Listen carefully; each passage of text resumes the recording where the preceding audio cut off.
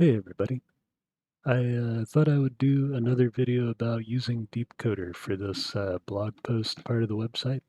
It's probably not going to be as glamorous as the previous post because all I'm planning on doing is asking it to help me figure out what to do about this responsive layout that's going on. I noticed it at the end of the last video that we talked about, and it seems like once the picture at the bottom, once we hit the width of the picture at the bottom, weird things start happening to the text. And it's happening on the live version of the beginning page. And then if I go over to this version of it, I think it just acts the same way. So, oh, I guess it doesn't. It works a little bit different. Oh, and it may actually cut off some of the words, but eventually it does end up doing the same thing. So I'm hoping I can ask Deepcoder for some help figuring out what I can do about the way this thing works. So let me go back to the non-responsive version of it. Where would that be? I think it's under here. Window, Dev Tools for this one. All right, if I close that, okay, so now I'm back at the regular page. So I was happy with this part, but I'm not happy, and I don't think it acts the same. Oh, maybe it does. Let's see. Oh no, it acts differently this way, and actually it doesn't seem to mess up and start overflowing the wrong way, the same way it does with the other thing. So let's see. Oh, I didn't notice that the toggle theme also stays the same place all the way down. I might want to make it less wide. I'm not sure what I could do to make it still be a theme icon, unless it says toggle theme up there. But first things first, let's see if we can ask it about the other thing. So I'm going to pull up the DevTools using the F12 key, and I'm going to get that out of the way. And then that drops the page. Since I had this selected last time, it automatically did it this time. So let's see. What I wanted to do was start figuring out what I want to ask DeepCoder about it. So if I take the page as is and I go down to, I guess, around the 700 mark, it starts to, or maybe not, maybe let's see, maybe around the 720 mark. So let's go open up the website and see what we can do about it. All right, so we've got a style sheet and we've got the pure CSS. And let's start asking continue. I know that Brews out of the question for DeepCoder. It blows up the context too big, even with the small file here. So let's go. Where'd the style sheet go? It's under the CSS folder. All right, so we've got the style.css in the beginning, and we can start asking questions about it. So we'll start a new question, and we'll say, when the page hit the @ symbol, files, and then beginning is shown in responsive view, and the width goes down to about 720 pixels. The margin, or I guess let's see, the text starts getting narrower than the screen. It may be because of the JPEG, or the picture at the bottom. The page uses @ symbol files style.css. What could we do to make the, I guess, text flow to the correct width while the, I guess, width shrinks in responsive view? All right, that's a big question. We'll see what it does. It's nice to be able to hand off things uh, for the AI to do.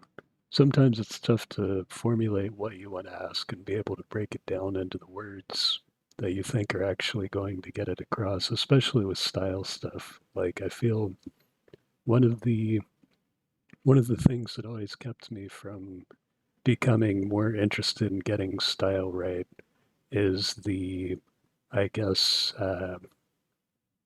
it's a large problem space. Like you're taking the whole surface area of the page and saying any of these could be any color of pixel for any reason. And it's much easier to think of it like a typewriter page or like something where you're just like, well, this can be text and I can put this in a text block and I can change the font size of it, as opposed to this can be a collection of anything that sits anywhere on the page and can be anything. So I don't know. For me, it felt it was easier to work on the logic side of things. Okay, so what's it saying here? The issue seems to be related to how the container width and padding are handled in your CSS. Here's the solution. Okay. So we're getting new body and image key changes, removed max width at mobile breakpoint, used percentage-based widths instead of fixed pixels, added specific handling for images. All right, let's see how that compares to what we currently have, because that looks like it's going to wipe some stuff out. Do we have a media? We do. Media 766, body padding 10 pixels, max width 100%. Okay. I'll just copy these things by hand. Gotta recognize the, I guess, the strengths and weaknesses of the AI that you're working with. So that's good. H1's good. Section should have this padding. So I'm gonna select that here. Command C, Command V. And it's very important to go through and make sure that you're validating and making grabbing the things that you wanted there. All right, so this says to change the content. All right, so let's comment these things out. Is it slash slash? Nope. Dash dash? Nope. Sharp sign? Nope. All right, we'll just put the whole thing in there. Uh-oh. Oh, I think it's because it wants something. Width, calc, 100% minus 20 pixels. All right. I don't know what these things do yet. Let's see. So image content is done. So image. Do we have image somewhere? No. So this is a new image section. Does it go in the body? Does all this go in media? Oh, all this goes in media. Okay. So the changes I've made so far, this content should go in media. Let's see. Oh, maybe I should have left this part alone.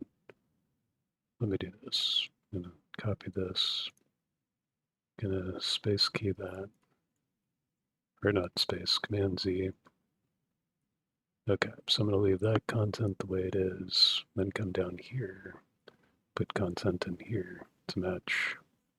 I don't need that comment now because that part's still there. All right, so we've got media content, and then we'll add this image part inside the media. Okay. Simplified, this should make your text fill available width more gracefully while maintaining proper spacing and proportions. I like those words. Let's see if they come to be. We're on here, so we'll right-click on the reload, because I've got the developer window open to get the responsive view. I'll empty cache and hard reload. Okay, now we're back. Let's try the, ooh, look at that. It worked. That's exciting. Oh man, good day. Oh well, it. I guess that's acceptable. Let's see. That's 160. It doesn't start going down to 229. Let's see what the all the different versions of it look like. All right, I'm feeling pretty good about this. Which ones can I flip through them by pressing the down key? No. Pixel. Okay, 412. That seems 360. Wow, I wouldn't have expected that. Why 360? 412? I might just be imagining phones being the wrong size. Maybe that's, oh, because it's 50%. Oh, okay. All right, that makes more sense to me. Cool. All right, well, I'm happy with what we got. So what else did we want to do? So we fixed that. Oh, the other thing is the local storage. So I figure we're probably doing pretty good on time right now. Most of the time, I guess, goes into building the pull request. I don't know if we have to go through that whole thing again. Maybe I'll just do that off screen to make more time for the actual experimentation that's going on. But you can always refer back to the earlier video to see what that process looks like to build a pull request. Um, let's see. So we want to go, I think the way to get out of here is to pull up the developer window again and close it. And then that forces this. There we go. Okay, so if I go back, so let's say I toggle the theme to light and I go back to index, goes back to dark. If I change it to light again and I go back to iterating towards playability, it goes back to dark. So what I want to do next is make it so that whenever you're navigating between pages, it keeps the same theme that was chosen whenever you start switching pages. One way to do that is like a query value up here in the URL. Another way is to do it through a cookie. Neither of those ways sound great to me. The one that I really wanted to use is local storage. And I want to use local storage because if we go back to the My Day song builder, no, that's not right, to the My Day Astro page, it's got this track high scores. And let's see if I find a song that might have a high score. So this one has a challenge score. Um, maybe I don't have any, but that's okay. So if I go look, if I hit function F12 again, and I go to, what is it? Storage maybe? Application, local storage. Okay, so local storage track scores equals true. If I look at this and I uncheck that box, that value goes away. And then if I check that box again, it comes back. So what this local storage is a place that a web browser, or I guess a web page can like allocate for itself on the user's browser. And it ends up in this like sandboxed local storage for this website specifically. So the idea here is whenever you play through one of the games, it'll keep track of your high scores and store them over here. And I think what we want to do is add a new key in here to say, toggle theme dark or light or something like that. But I don't want to give it too many. I don't want to force it into that choice. But that's my thinking as far as the way I would design this feature if I was thinking about it. So what I want to do, we'll go back and, oh, this is Scratch. That's not the right one. This one. There we go. So I'm going to reset the context because we're good on this style change and there's no need in keeping all that context around. Like we can change it and do something else with it. So what I want to do now is go back to here and say, when I switch between blog posts on this website, I can change the theme from light to dark, like on files at the beginning. Oh, well, let's say I can change the theme here, Command X, because I'll say this at the end. I'll say when I switch between blog posts, the theme always defaults back to dark. What would be the best way to keep the theme saved to the browser for the whole user's session? Maybe I shouldn't put the word session there. Visit. That's not, because session is a loaded word. I feel like it might weigh it towards a certain solution that may not even work here. It may be like, oh yeah, you need to implement something on your server, and I'll be like, I don't have a server. That's one of the things about hosting a website on GitHub.io is that the website can be fully HTML based. Like it can be a fully static website, which doesn't necessarily mean that you can't do dynamic things on it. It just means that you can't have like a backend for it that's also hosted by GitHub.io. Um, let's see what it's thinking. We could talk for ages, but this might be more interesting right now. All right, so it's talking about the problem. First, I need to figure out how themes are currently being handled. All right, yeah. Start by modifying the toggle themes, such as changing the classes. I can add a line that stores into local storage. That's nice. It's thought of it by itself. Let's see if it sticks to it the whole time. I'll leave it up like that. I think it'll keep on the page say, oh, well, it's getting to the answer part. Okay, so we're going to persist it. We're going to add an event listener. That's cool. If HTML data theme local storage set item, if save theme equals that classless add. Feels like it's doing so much. Oh, because I didn't tell it about the style.css. Okay. So the toggle theme needs to do the local storage and add this snippet somewhere in your page, like before closing body tag. So it's going to look at the saved theme and decide how to set it. Okay. It's going to use dark and light. Are the dark and light what this uses? Root, light. Okay. Data theme light, data theme dark.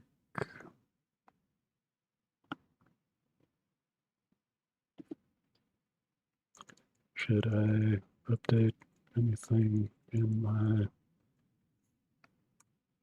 style file to go with these changes? It does not have a explicit dark theme, but the light theme is there.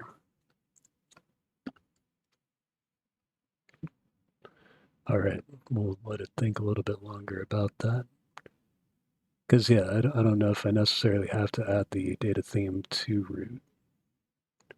Oh, I like this part of Visual Studio Code. If you're specifying a CSS file and you've got colors specified in there, it'll give you the color picker, and then you can go through and like change the colors if you want. I'm not going to do it right now. I'm going to let this thing keep thinking. Oh, wait, no. Apparently data themes are very, what's the word? They cause a lot of doubt, I guess, in the system. And maybe it's best to keep this kind of stuff hidden so that it doesn't produce doubt in me. I hear, sometimes it's better not to express some things because it puts thoughts in other people's minds that, they're you think it's good and then it's not, and you're like, oh, I failed to take into account how other people would think about things. But that happens sometimes. So, okay, so what are we doing here? Oh, it's still thinking. All right. What else could we do while it's thinking? I should have more stories on a notebook or something so that I could look at it and start telling something. Um, let's go look at what's going on. Let's go Llama PS this thing. 18 gigabytes. All right. It's filling up. Oh, it got, yes, you'll need to update the CSS file to properly handle both themes. Okay. So there's the root and then the light and the dark. Okay. I can accept that. Oh, I didn't notice that the accent colors were slightly different. I wonder if I could change. I kind of wanted that one to be a darker green, but that's neither here nor there. Let's copy that, paste it over that. Okay. Then we'll scroll back up. We will take our add event listener.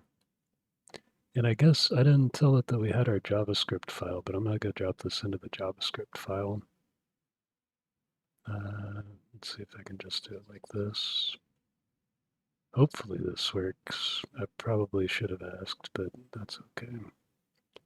And then I need this, no. Then I need this part, toggle theme.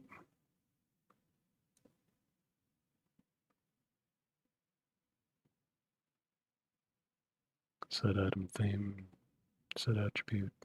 Okay, we'll try this. So we've got our style changes, we've got our theme switcher changes, we've got our the beginning. I'll go back here. Don't need to be on this page anymore. Need to go back to blog posts. Gonna refresh. Okay. Responsive 100. Okay, so we'll toggle it to light and go to the next page. It's still light. Toggle back to dark. Go back. It's back to light. Let's go back again. All right, so that should stay light. Okay, it's back to dark. Oh, I wonder if it's just the local storage per page. Okay, so this one's dark. We'll go to the next one. That's dark. We'll turn it to light. We'll go back. That's dark. We'll turn that to light. Go back. We'll go back. Okay, now they're both light. Go there. Still light. Dark. Back to light. Dark. There. Back. Seems like it's still buggy, but it's doing something, right? Let's see. What if, can I describe when it's buggy? Let's see. So I've got it here, and I've got this new theme tracker, dark and light. Let me open this up a little bit. All right, so right now we're on the My Day Astro. Well, let's clear.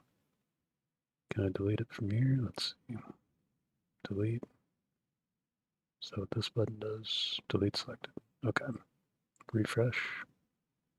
Hard load, refresh. Okay, so at this point, toggle theme is empty. I go to the beginning. dark. Good. I go back. Nothing. Good. Toggle theme. Okay, so now it's set to light. Theme light. I go to the beginning. Theme is still light. I go back. Theme is still light. Maybe it just needed some sort of a, let's go there. Dark. Okay, back. Dark. Huh. Maybe it just needed to be refreshed again. Not real sure. Maybe I'm confused as to what I was seeing. But that's cool. Okay, so let's see. So we've applied the theme switcher. Let's go back. Okay, so we've done both of these things. Move on to trying to style my Astro. I feel like this was a good video as is, I think. I'm going to go ahead and check these in, but I'm going to do it off screen so everybody doesn't have to watch me do it again. And I think DeepCoder really did a good job. We got a lot further in the same amount of time that we were using 5.4. I did get more experience under my belt using these small models, knowing that I needed to go to continue first. And I might have built on top of things that I knew from the experience with 5.4. But it'll be interesting moving on to the next one, I think. What's the next one going to be? LLM, agenda, let's see. Next one we're going to do is going to be Gemma 327B. So I look forward to seeing y'all there. Have a good night.